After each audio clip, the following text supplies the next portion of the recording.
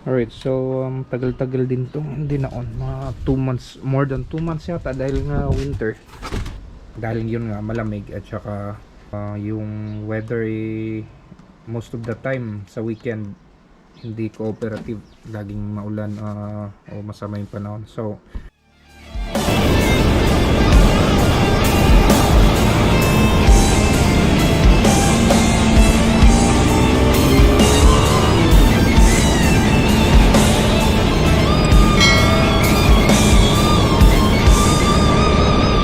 subukan natin itong yun after 2 months and let's see what happened. Naka-neutral na naman siya, so bear with me. At kailangan naka-clutch dito sa motor na to pag nag-on. Okay, no problem. After 2 months nag-on pa rin siya at ganyan pa rin yung sound niya.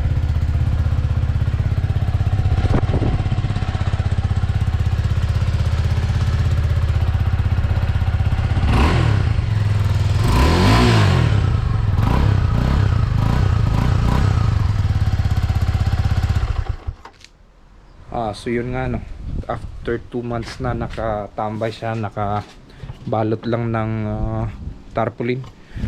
Kung mapapansin nyo, kinalawang na yung sa fork niya, no? Ayun, may mga kalawang na dahil exposed sa ulan at saka araw. So ngayon ikakabit natin ulit yung aftermarket exhaust, yung full system, yung open pipe, kasi bumili tayo ng silencer o yung baffle. So subukan natin gawin rito at let's hope for the best na hindi siya ganun kaingay, para keep na lang natin siya nakakabit. Alright, so here we have the baffle or the silencer.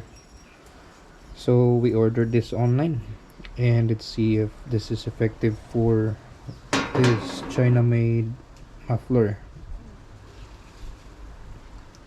So let's try to make the noise a little bit lesser. So let's figure out how we're going to install it, either this way or this way, and see what's the sounds like. Alright, let's go.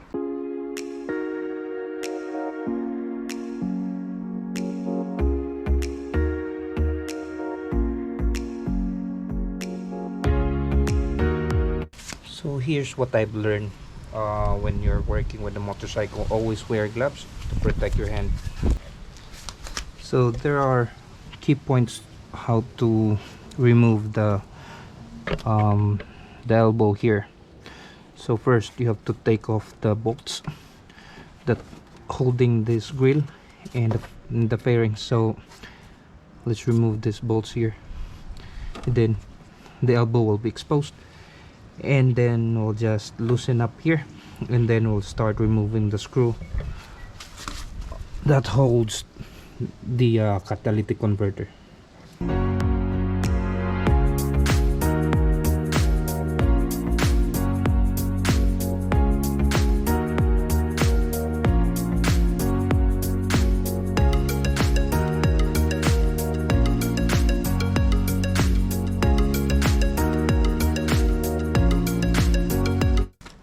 Right at this point, pwede mo na siyang matanggal yung grill. So you can take off this grill now.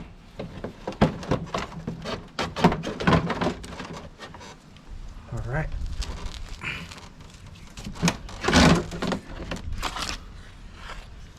Alright. Now I'm going to loosen up the the header here. So lulusin ako to.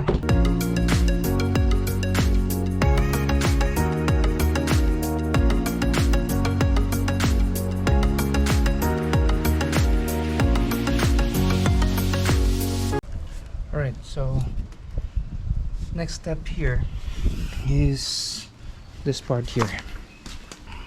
So I think I'm going to start with this guy first. I'll take this off first.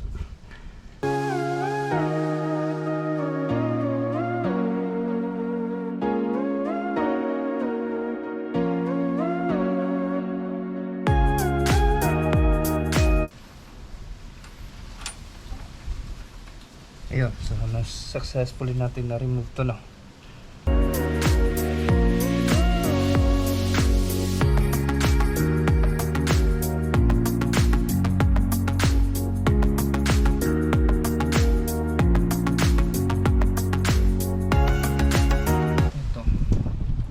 Ito yung technique dito. Yan, ganito. Ito yung sensor, connector ng sensor. Ngayon, yun.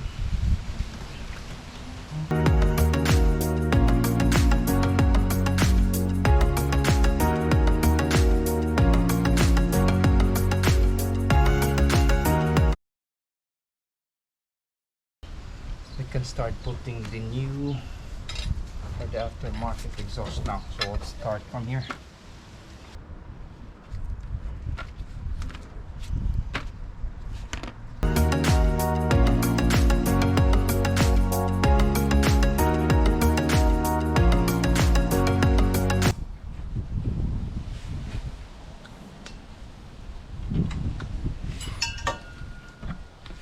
Alright, so yung next natin na yung sensor.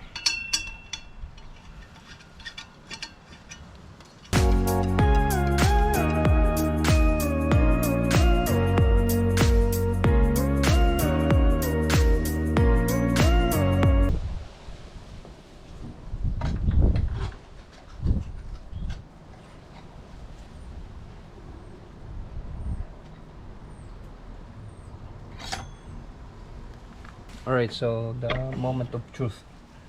So try natin itong ikabit and let's see how it goes.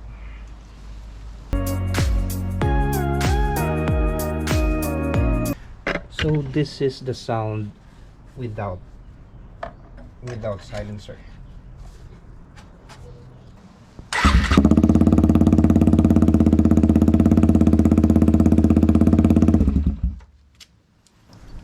So this time we'll put this one, the silencer, and let's try to put it this way. I think it will sound funny.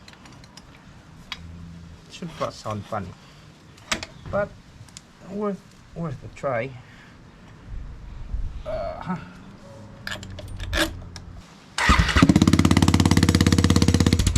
I think the proper way is this way. Let's see. Moment of truth.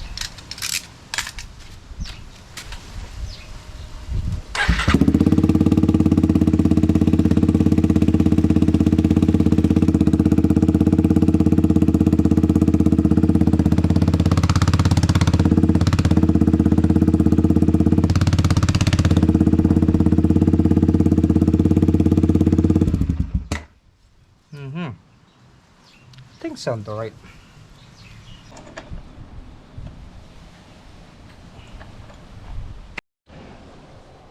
Well, I don't know if it's really good or really bad, but I think the noise is a bit lesser than before.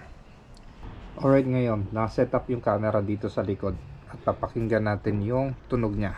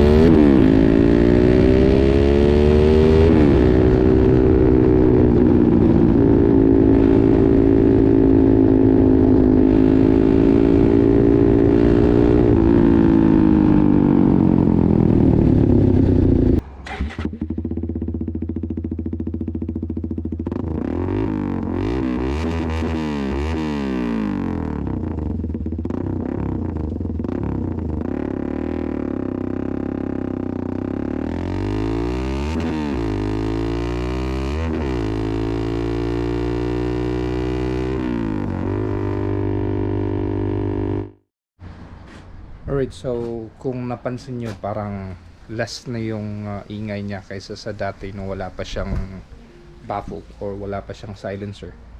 So I think hindi na siya ganun kalakas.